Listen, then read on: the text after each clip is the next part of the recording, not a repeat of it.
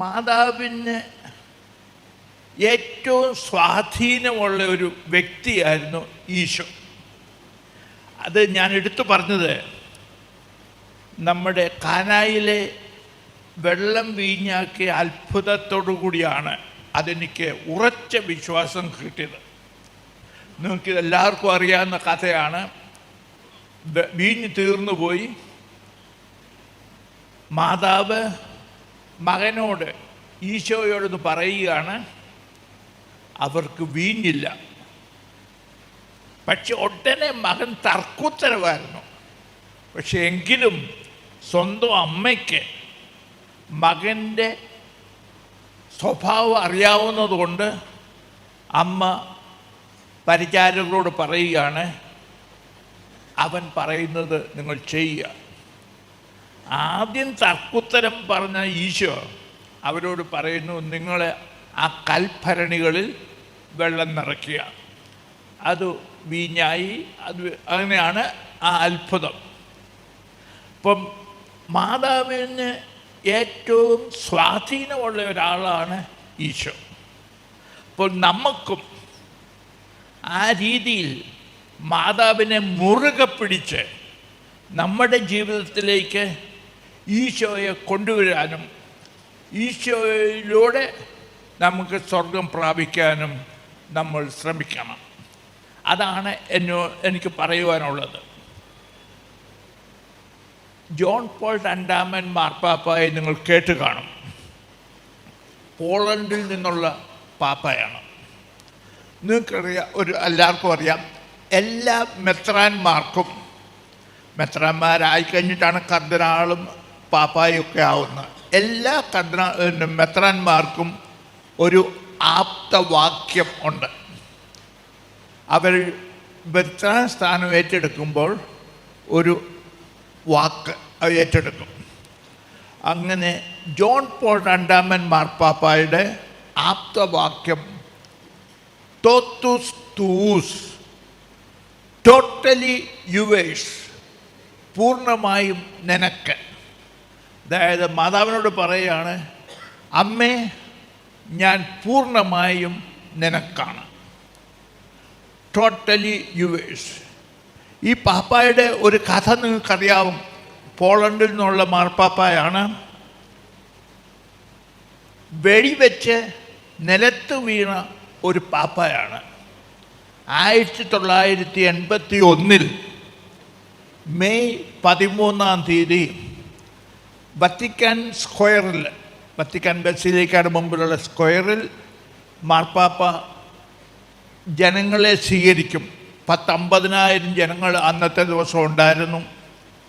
അന്ന് ഒരു വാടക കൊലയാളി ടഗി അഗ എന്ന് പറഞ്ഞ ടർക്കിഷ് വാടക കൊലയാളി പാപ്പായെ വെടിവെച്ചു. 4 ബുള്ളറ്റാണ് പാപ്പായുടെ ഹൃദയത്തിൽ തറച്ചത്. പാപ്പ നിലത്ത് വീണു. ഉടനെ കൊണ്ടുവന്ന് നമ്മുടെ സാൻ ജമലി ഹോസ്പിറ്റലാക്കി. 3 മാസത്തോളം മാർപ്പാപ്പ അവിടെ ചികിത്സയിലായിരുന്നു.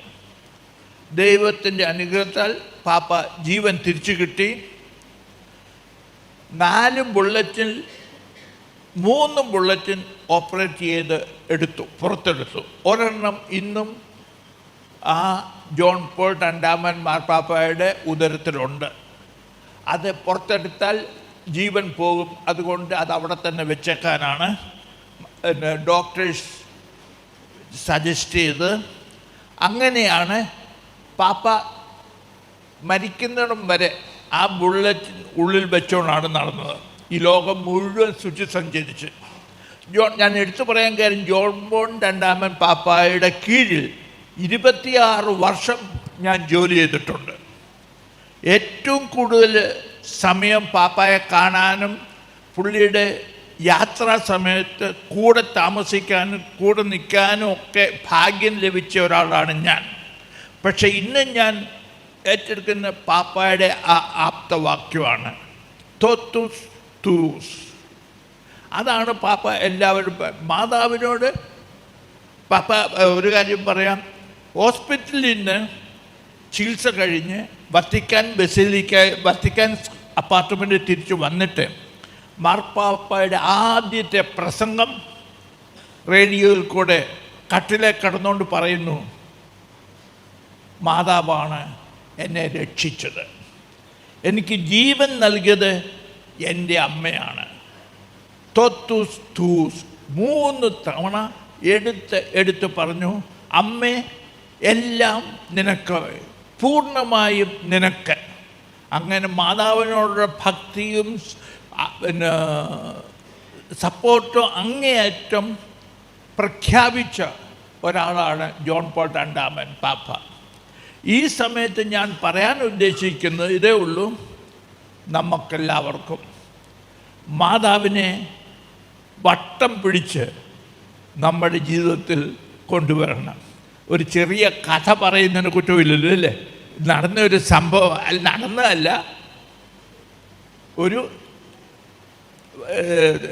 ഒരു രസം എന്ന് പറയാം. ബോബി എന്ന് പറഞ്ഞ ഒരു 8 വയസ്സുള്ള ഒരു കൊച്ചൻ ഉണ്ടായിരുന്നു. അവൻ്റെ ബർത്ത്ഡേ അടുത്ത ഞായറാഴ്ചയാണ്.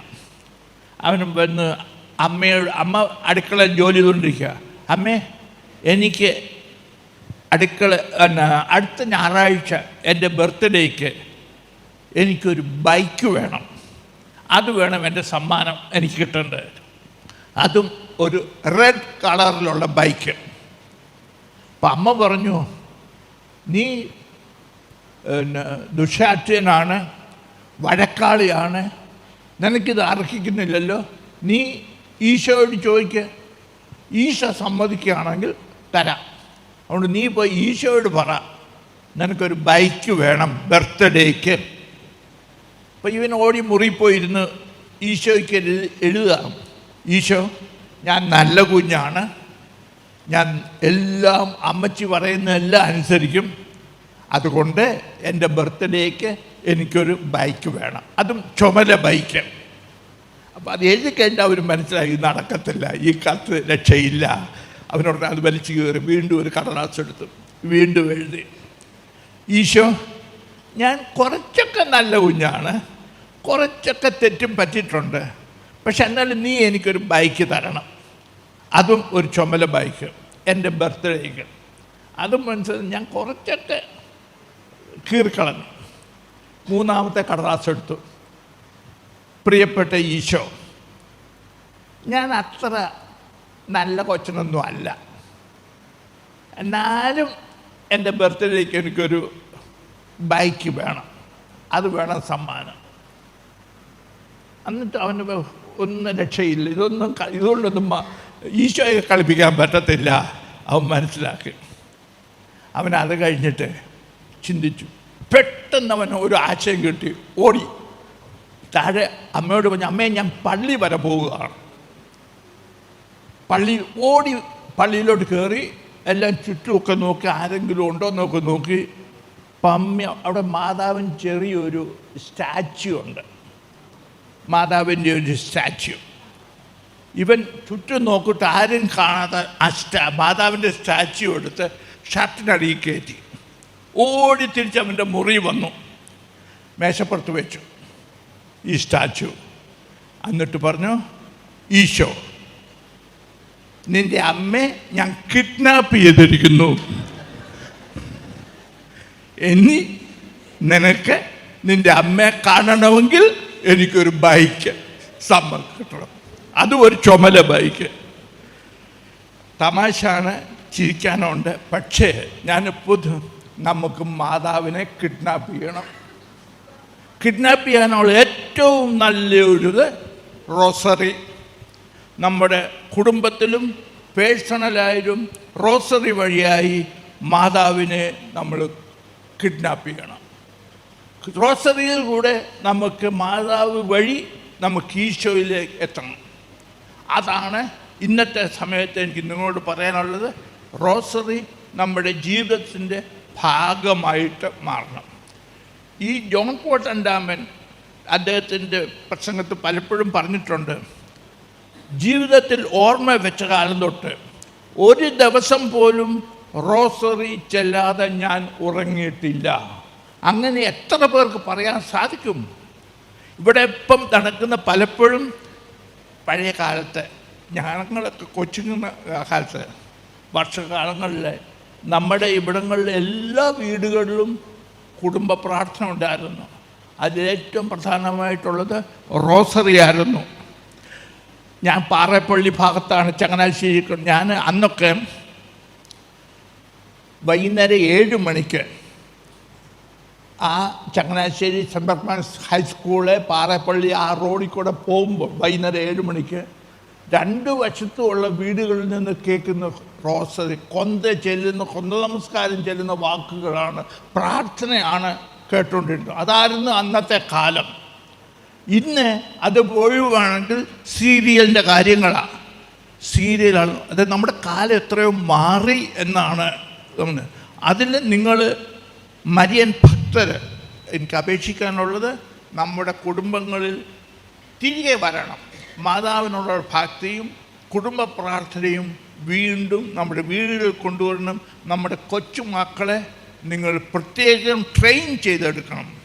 നിങ്ങൾ ആ കൊച്ചുമക്കൾക്ക് വിശ്വാസം, മാതാവിനുള്ള ഭക്തി നിങ്ങൾ ഏൽപ്പിക്കണം. അത് വല്യമ്മമാർക്കും അമ്മച്ചിമാർക്കേ സാധിക്കത്തുള്ളൂ. ആണുങ്ങൾക്ക് സമയമില്ല, ഉള്ള കാര്യം പറയാം. നിങ്ങൾക്കാണ് സമയം. നിങ്ങൾ വേണം നമ്മുടെ കൊച്ചുമക്കളെ വളർത്തിക്കൊണ്ടുപോകാൻ, വിശ്വാസത്തിൽ വളർത്തിക്കൊണ്ടുപോകാൻ ശ്രമിക്കേണ്ടത്. മാതാവ് നിങ്ങളെ എല്ലാവരെയും അനുഗ്രഹിക്കട്ടെ എന്ന് ഞാൻ പ്രാർത്ഥിക്കുന്നു.